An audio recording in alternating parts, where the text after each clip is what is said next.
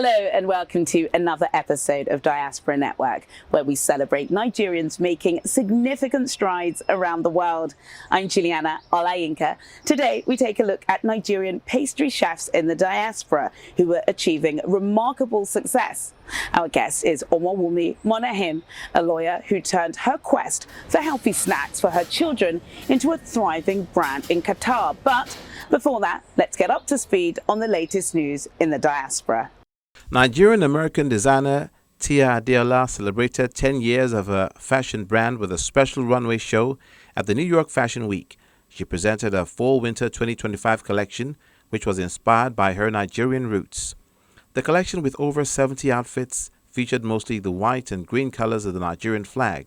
Adeola opted to showcase a presentation filled with cultural connections. She explains that the designs were influenced by a 3-month trip she recently took to Nigeria, and some of the clothes in the collection were handmade by Nigerian tailors.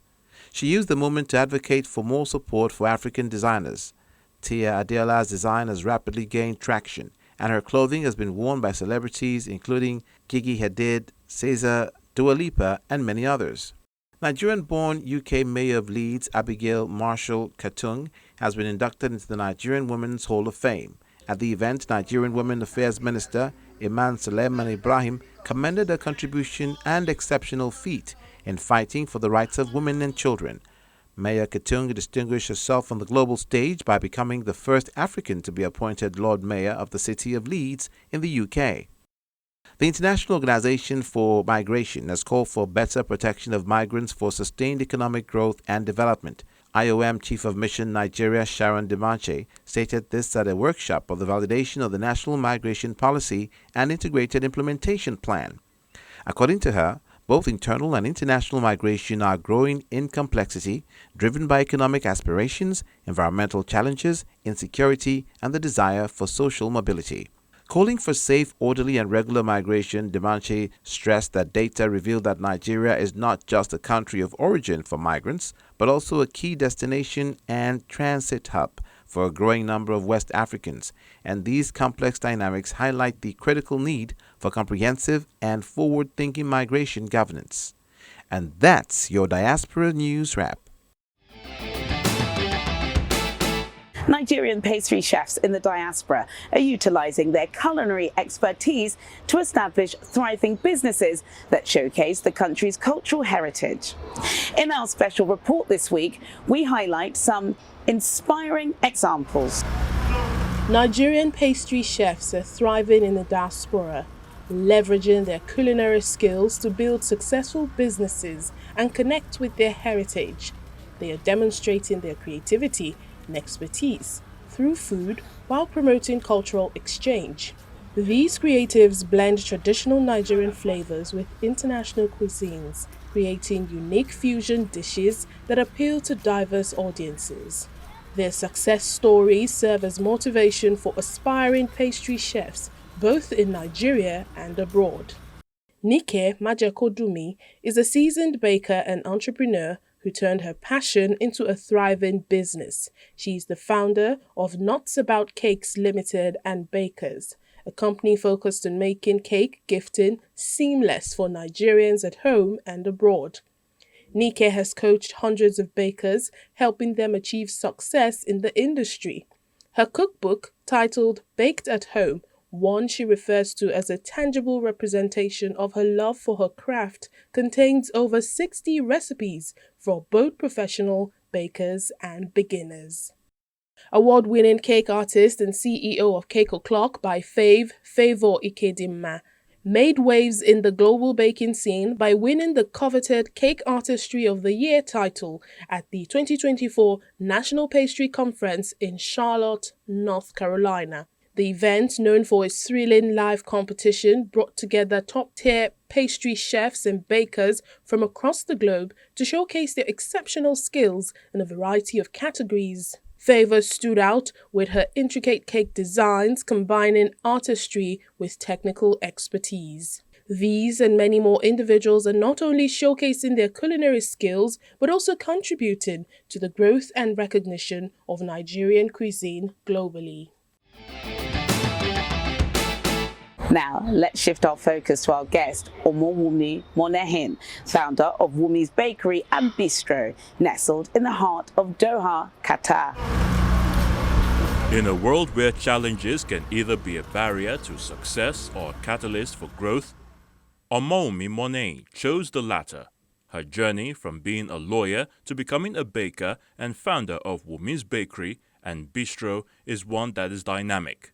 What began as an adventure to provide her family with healthy food amidst a crisis in Qatar developed into a thriving business that now showcases Nigeria's culinary diversity.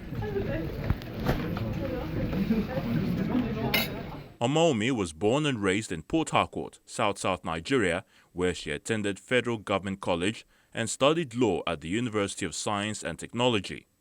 It all started with frequent job relocations for her husband, Mr. Agege, a business transformation manager at Shell. This meant a life constantly on the move. Then in late 2015, their journey landed them in Qatar. I had mixed feelings, definitely, because I was very comfortable in Port Harcourt. This was my city where I grew up. Remember, I said that we lived a bit in Lagos. But Port Harcourt was home. That was where I was born and raised. Everything was, we had a lot of support, So by the time we were moving to Doha, I had 2 children now. And so I had mixed feelings because I didn't know what to expect. We didn't know so much about Qatar at the time. There was a lot about Dubai. We had been to Dubai. But there's a lot about the UAE rather. We had been to Dubai, passed through Abu Dhabi, so I had a sense of what. So I was asking, okay, is it like an extension of the UAE? Is it like, it's GCC, it's Middle East, similar, and the company did a good job with explaining to us and, the orientation, bringing us up to speed. They sent us several emails, told us what it's like living in Qatar, but it's still not the same as experiencing it. So I didn't know what to expect, but I was excited that husband, working, I'll just enjoy expat life, meet new people, and that was it really. I don't even think I was thinking about working, because I was like, this assignment is for a particular number of years. After now, we need to move on to something else again. What started out as a mother's love to provide her family with nourishing food from her kitchen soon blossomed into a mega kitchen that has captured the hearts and palates of thousands across Qatar.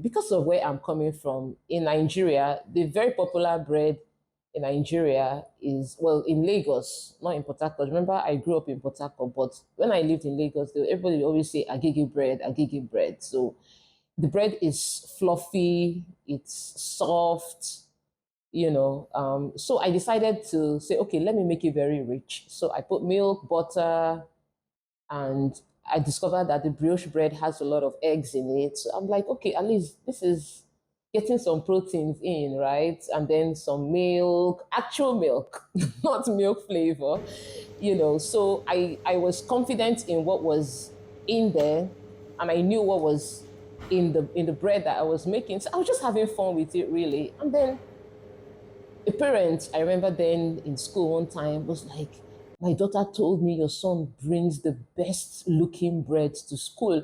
I was like, really? He was like, yeah. And then I asked my son, and he was saying, yeah, do you know that sometimes my friends would be like, oh, your bread is nice. Can I try? So she was like, we would like to try this bread. My daughter tells me about this bread. Can we try? I was like, no, that's I just make for my family. She said, I would pay for it. I was like, no, it's not, I'm not doing business, She's like, no, really. Just the next time, no pressures, just the next time you're baking obviously I wasn't baking every day, right? Maybe a couple of days in a week. But like, okay, the next time you're baking, can you just make one for me as well? I just really would love to try. And I remember there was a friend of mine too. She came visiting one time, maybe drop off after school or something. And it's just like, oh, okay, let me just come in and say hello, And then she came in and she was like, oh, this bread. And I said, would you like to try? She said, yes, of course. And then she sent me, she said, Wumi, we finished that bread in the car before we go home. What did you put in that bread? I'm like, I didn't put anything unusual, just the usual ingredients that I believe bread should have. She was like, it's so good. Please, the next time you're making, we're going to pay for it. I was like, no, you don't need to pay for it. Don't worry. I'll just give you for free. And my neighbors, that's not how you bake bread. With the right ingredients, that the aroma will not fill your house. And once you open the door, it goes out. So my neighbors, my next door neighbor will be like, I smell something, are you baking like cake or what are you? I'm like, yeah, it's bread, for my family. She was like, oh, wow, it smells so good. I was like, would you like to try? Oh, don't worry. The next time I'm making it, I'll bring it for you. I'll bring some for you to try, and that was it. I started baking for friends, and my husband, I can't remember how his colleagues got to know about it the first time. Not when I started it now as a business, but anyway, somehow words went round that, okay, there's this bread, it tastes really good, it's really nice. And he was like, you might be onto something here, with this bread. You can just be doing something, it can just be your small business that you're doing from home. And I was like, that's true. I've actually been thinking of ways to occupy my time, myself, but he was like, well, if you're going to do this as a business though, some things need to be in place. My husband is a business transformation manager. That's what he does professionally now. And so he was like, supply chain needs to be correct, everything. I'm like, I just want to, I just want to do this thing, like something I do on the side. Why does it have to be proper and everything in place? And he was like, so that it's consistent. So that I was like, no, this is not what I'm planning for. I just want to make myself happy, make my friends happy, and enjoy this. So it was more like a hobby, but you can make some money from this thing. So I wasn't really thinking big about it. So I just went on. I didn't, honestly, the first time I didn't listen. I was like, please let me be. And somehow it just became big. I had neighbors knocking on my door and saying, Wumi, can we have some bread? And I said, okay, let me open an Instagram account. So I opened an Instagram account. Then it was called Triple Delight. So I opened an Instagram account and I was having fun with it. I was posting pictures there. I'll just say, oh, today I felt like trying something new. And this was what I made. This is what we have. And that was it. Amid the bakery's rapid growth, Wumi remains grounded in her dedication to customer satisfaction.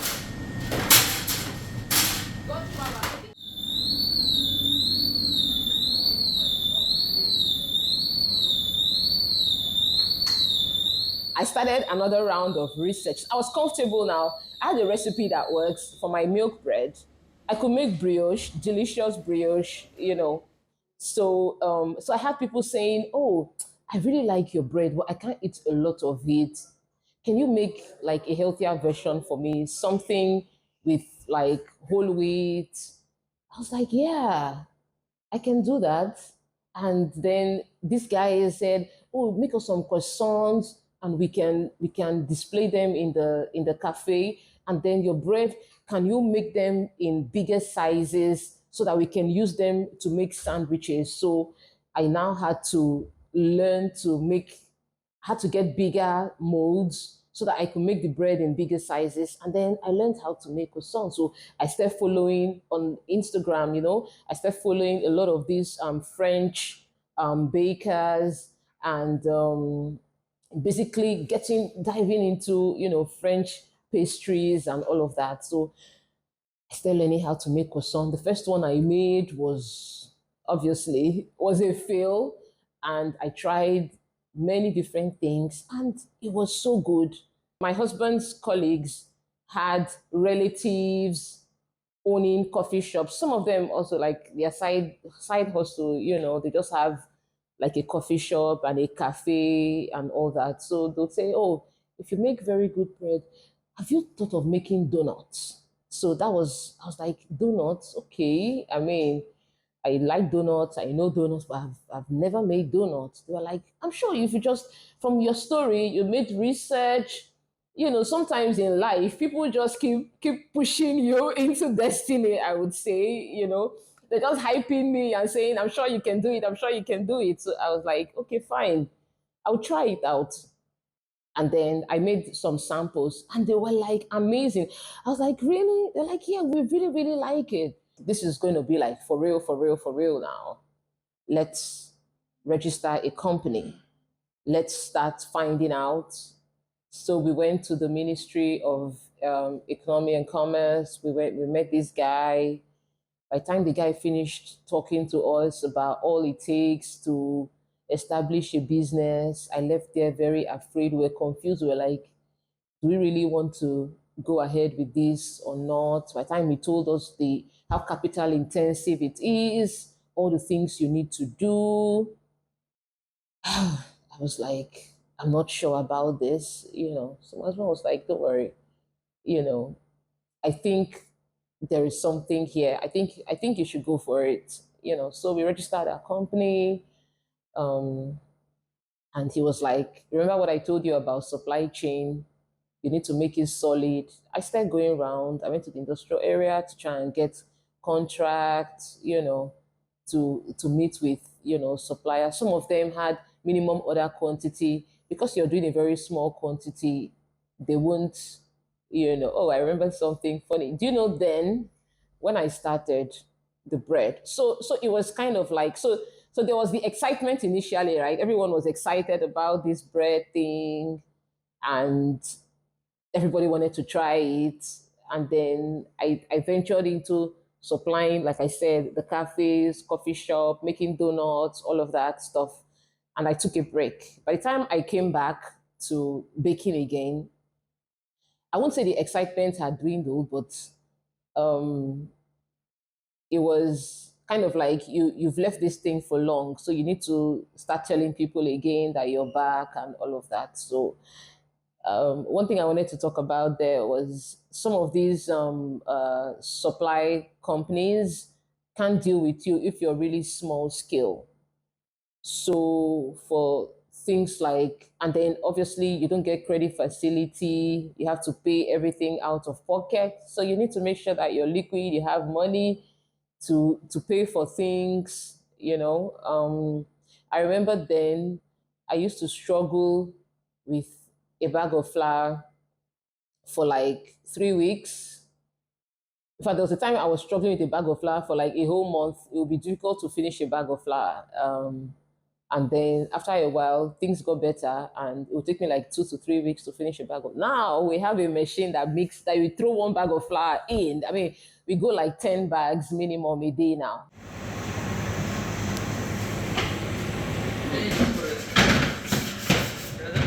Action. Let's do it. Oh, yeah.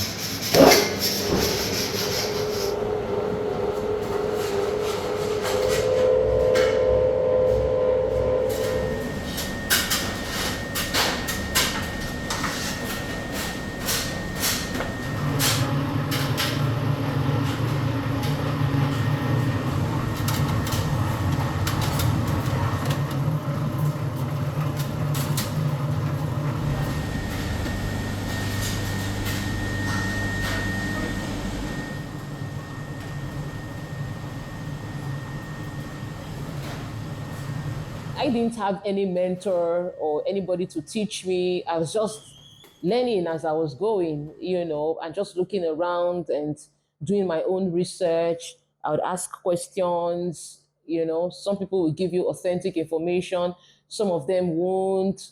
The first stores we went to, all the things, the requirements they gave us, to fulfill, to be able to supply to them, we were like, okay. Then the commission too that they wanted to take, we were like, we cannot cope with this. We we didn't have the advantage then of a strong negotiating power because, like I said, we were really, really small. They also, to be fair to them, we're not sure of who we are. I mean, who are you? Just, okay, we don't even know how well your product is going to do. Convince them, don't worry. Once you try it, it will convince you everything. You pitch and pitch and pitch. So we now started selling from this space that we had, and we just went out, to say that let's find a space outside. So I went to one particular chain. It's called Answer Gallery. So I went there to ask to say, can you rent some of them? They had a lot of empty spaces. So it's this building that is quite a big stretch. So we're like, can we rent like a kiosk or something here, just somewhere where we can sell stuff? So I was talking to them. I think it was a language or communication problem. The person I spoke to didn't understand what I was saying. He was like, go upstairs to procurement, go to purchasing, whatever. So I went, spoke to the person. The person said, no, not me, go to our general manager. So I went to the general manager and I was trying to explain to him to say, oh, please, I'm looking for a space I'd like to rent. He said, what do you do? I said, I bake bread, I have a product. Oh, you want like shelf space? I said, well, I want to be able to. Don't worry. Go to somebody. He gave me a name. Just go to him, tell him I sent you, and that's it. I was like, okay. So I went downstairs, spoke to the man. I said, Mr. XYZ sent me to you. He said I should come talk to you, that you're the purchasing manager for fresh food, and that I should just talk to you. So I said, what is it? He said, I make bread. He said, okay, bring us samples. I was like, okay, this was not what I came for, but I would flow with it. So we went with the samples. He was like, oh my God, that everybody, they were all fighting for the products. They're fantastic. They're excellent. Do this. And let me know when you can start. I was like, we've been trying to get into the hypermarket. Nobody was opening the door to us. And Answer Gallery was the first hypermarket to open their doors to us in Doha. So we went and we started supplying from this particular branch in Barwa. So we fulfilled all the things that they wanted. Of course, we were novice now. We didn't know anything. They said, oh, print your packaging, do this, do that, this requirement, that municipality thing. We went, fulfilled all of that. It took us some time, a couple of months, and then we had the packaging and everything ready, took it to them, they approved it. They're like, this is good. And we started supplying Answer Gallery. And once the door of Answer Gallery opened, many other doors began to open to us. When we're searching for a place, first question is, how much electricity? Obviously, we knew that we wanted to work with gas as well. There's a lot that goes into, establishing, a standard factory or space that meets with the requirement of the municipality. So finding the right space was something. So we were searching, looking for the right place. We needed to make sure that there was sufficient electricity. It was the right location. We're not going to have any issues. You can go to bed with your eyes closed. You're not worried about being in default in any way, So that was another difficult moment for us, a very challenging period, because there was pressure from the market. Then there was this pressure of you just wanting to settle in very quickly. So this was around 2021, right? So towards the end of 2021, around November 2021, we were in this temporary space. So we rented that place for 3 months. Then by February of 2022, we moved into this place that we are in now. And this is where we have been. This is in 2 sections. So now we have a lot of space. Yay.